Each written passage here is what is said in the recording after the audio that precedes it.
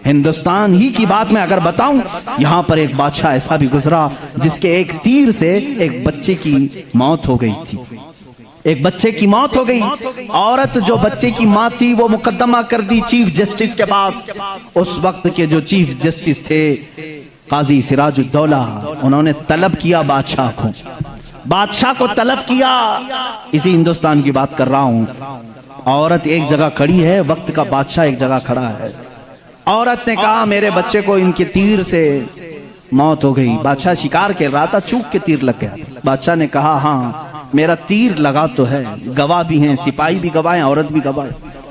दो ऑप्शन होते हैं मौत के बाद, किसी का कुछ कत्ल हो गया अनजाने में, चूक कर अगर कत्ल हो गया, दो ऑप्शन इस्लाम देता है।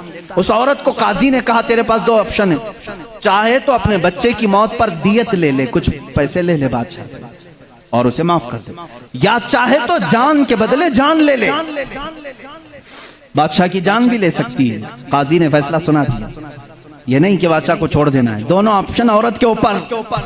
वो औरत ने जब देखा कि अदल का ये पैकर इस्लामी निजाम है, बादशाह के तीर लगा है और काजी सही सही फैसला दे रहा है, उस औरत ने कहा अगर ये काजी आज इस तरह का सही फैसला दे रहा है तो इस तरह के बादशाह की वजह से ही, बादशाह ऐसा होगा इसीलिए काजी ऐसा है। उस औरत ने कहा मैं इस बादशाह की जान बख्शती हूँ, मेरे बच्चे के लिए जो दियत बनती है वो बादशाह मुझे दे दे। बादशाह ने जितनी दियत बनती थी उससे ज्यादा उसे दिया। और जब ये मामला खत्म हुआ तो बादशाह काजी के पास आया। काजी के पास आया और अपना जुब्बा खोला, उसमें खंजर था। खंजर निकाला, कहा काजी, वो उस वक्त के सुप्रीम कोर्ट का चीफ जस्टिस था काजी। बादशाह क्या कहता जानते हो, मुझे जब पता चला मेरे ऊपर मुकदमा है और मुझे मालूम था मेरे तीर से एक बच्चा फौत हुआ है, मैं आज कोर्ट में आ रहा था, मैं साथ ही खंजर लेके चला। काजी ने पूछा क्यों लेके चले? कहा मैं ये देखना चाहता था कि अगर फैसला कुरान और हदीस के मुताबिक हो तो ठीक है मैं मान लूं, और जरा बराबर अगर बादशाह का ख्याल करके काजी ने किया तो इसी खंजर से काजी को कत्ल कर दो। बादशाह ने यह कहा, काजी मुस्कुराया और अपने गद्दे से उठ गया और चादर हटाई, नीचे बहुत बड़ा कोड़ा था।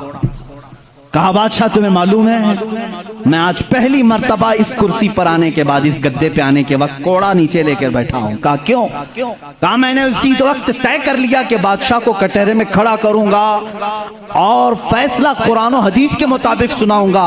अगर बादशाह मान लिया तो ठीक, वरना मैं इस कोड़े से उसे मनवाऊंगा।